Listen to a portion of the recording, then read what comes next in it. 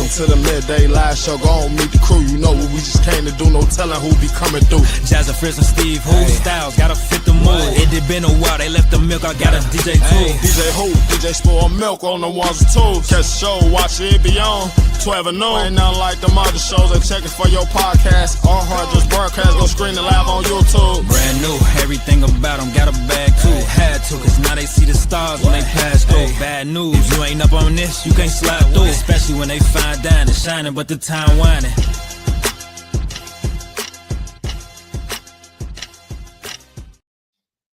Hello, everybody. Welcome back to an exclusive. We haven't done this in a while on the Midday Live Show, but we had to for this guest.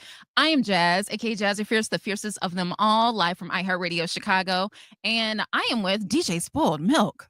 Yes, sir. Welcome to another exclusive, everybody.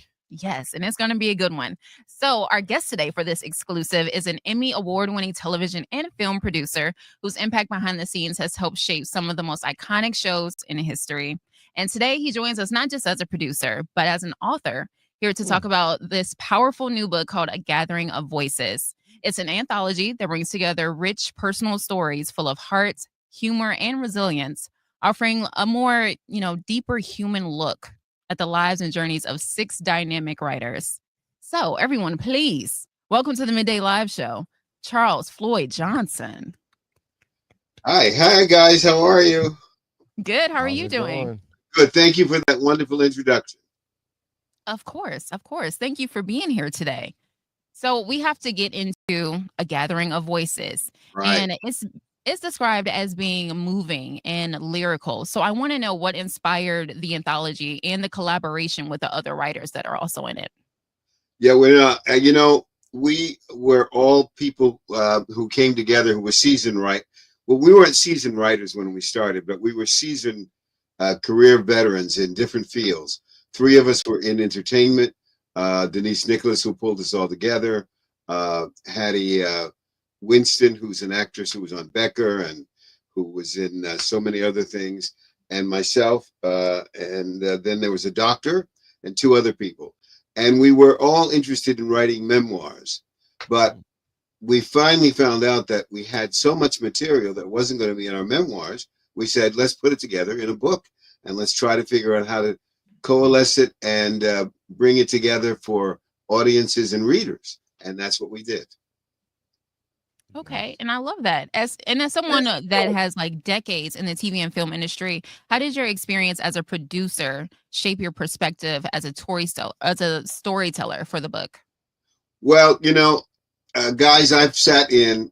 You said decades. I've been like 5 decades in the film and television industry. I have sat in a lot of writing rooms and listened to a lot of stories, and we've broken them and gotten them on the air. I've done a little bit of film as well as television. And so that helped me to kind of come to storytelling in this book in terms of how we were going to deal with the challenges we faced as writers, dealing with our love, our loss, our career goals, our struggles, and our wins. And I knew how to do that to a certain extent in film and television. And then I learned to put it together with the other writers for a book. And that's what we came to be. Nice. Yeah.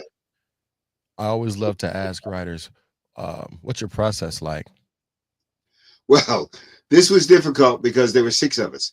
We would get together bi-monthly at Denise Nicholas's dining room table, and we would read our material. We would sit down, and there were 6 of us, so we couldn't read all 6 of us at one time. So 3 of us would read one week, 3 of us the next week. And then we would pass out that material. Everybody would comment on it. And then we'd come back and we'd go home and rewrite, because writing is rewriting.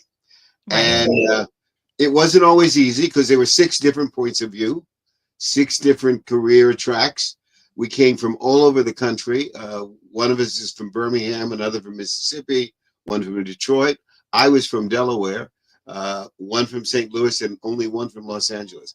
So we had to kind of put all our geographical, cultural, social things together. But we came up with a really, really interesting book in the process.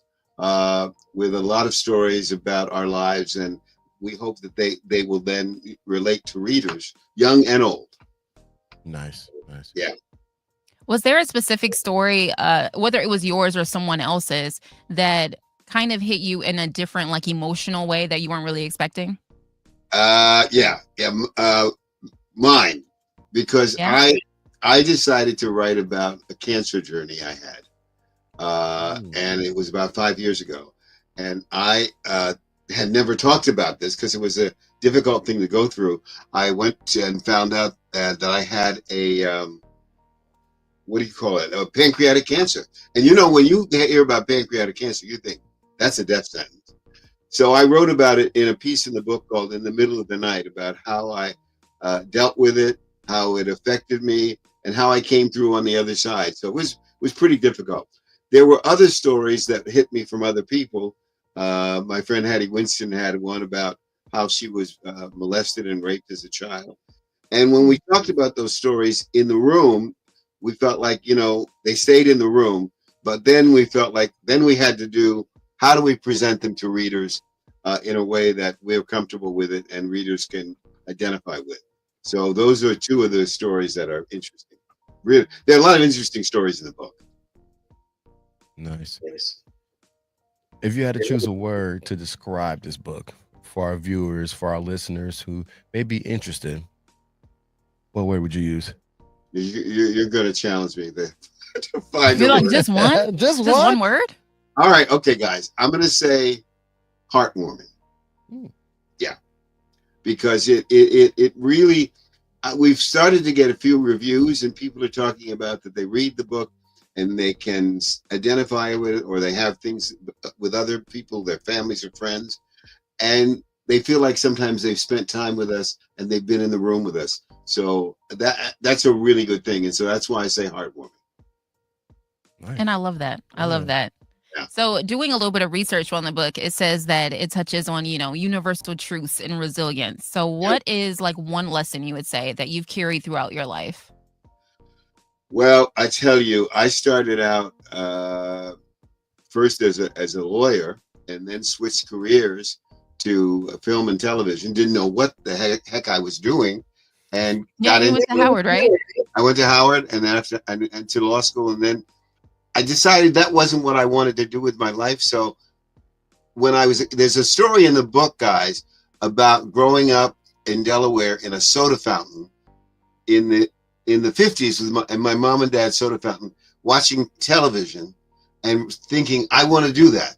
So when I got finished with my law career, which is about 3 years, I thought I want to change careers. And so I would say perseverance has been a guiding principle.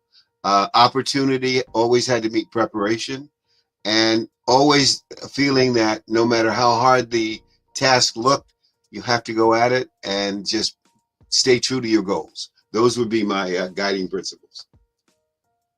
Well, you kind of just answered my next question. I was going to ask, like for the readers, especially the younger generations, like what did you want them to take away from A Gathering of Voices?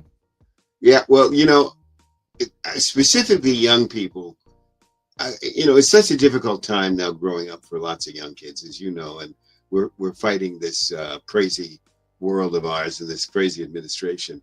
I want to say to young people, read the book and realize that no matter how daunting the goal is in front of you, how difficult it seems, you can always reach your dreams. You can always get there. And we hope that the book teaches you how we fought through our challenges and got to the other side. So I hope that's true. And older people read the book and, you know, take from it, you know, similar kinds of things. But I want it to be for both old and young people. There's lots of wonderful stories and goals in it. I love to hear that. The younger generation definitely needs something that they can read, consume, learn from, and apply. Yeah. Very important. Yeah. And well, that's you know, I am. Go ahead. Yeah. No, I just want to say that's what we hope they get out of it. And pick it up and there are 32 stories in the book, and we put them into what we call acts. and they're kind of focused on, our early lives, some of them later lives. There's some humor in the book too, and nice. then that's always great fun. So it's a read you can pick up, and you don't have to read it all at once because they're all separate stories. So you can kind of pick it up and read, one here and one there, on the bus, in the backyard, at the pool, Nice. So that's it. That's a great thing about the book, and it seems to be selling very well. So we're happy about that.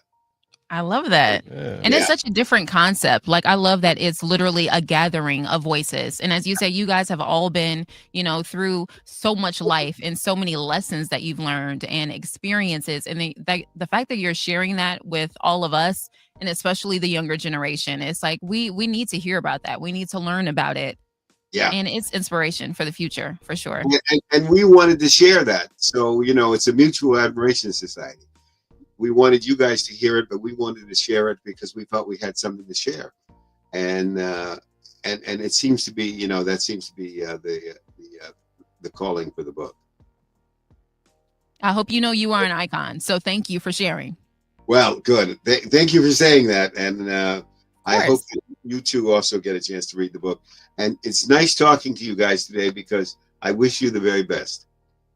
Thank you so much. Yes, and same to you. Definitely please let the listeners know, the viewers, where they can get this book as well. Yeah, it's available primarily on Amazon. It's on BookBaby. It's on Barnes & Noble. And if all else is lost, you can go to the longwoodwritersworkshop.com, find a QR code, and that will lead you to places you can get the book. Well, thank you so much. You're welcome, guys. We appreciate it, and we hope to talk to you again soon, for sure. I hope to talk to you, and I hope you we talk again after you've had a chance to look at the book. Take care. Oh, absolutely. You too. Thank you. All right. Bye-bye. Take care. Bye-bye. And that was another exclusive Yes, with sir. Charles Floyd Johnson. So make sure, as he said, to get that book. It is called A Gathering of Voices, and it is available at longwoodwritersworkshop.com. Yeah, it's definitely interesting to hear stories coming from a different perspective. And you got 6, Right. so It's literally a gathering of voices. Come on, come Mhm. on. Yeah, man. It sounds like it's going to be a great read. So I'm excited to see what it has to offer. Absolutely. More exclusive interviews will be available on the Midday Live show. So follow us any and everywhere and wherever you get your podcasts. It's Jazz and DJ Spoiled Milk, and we're over.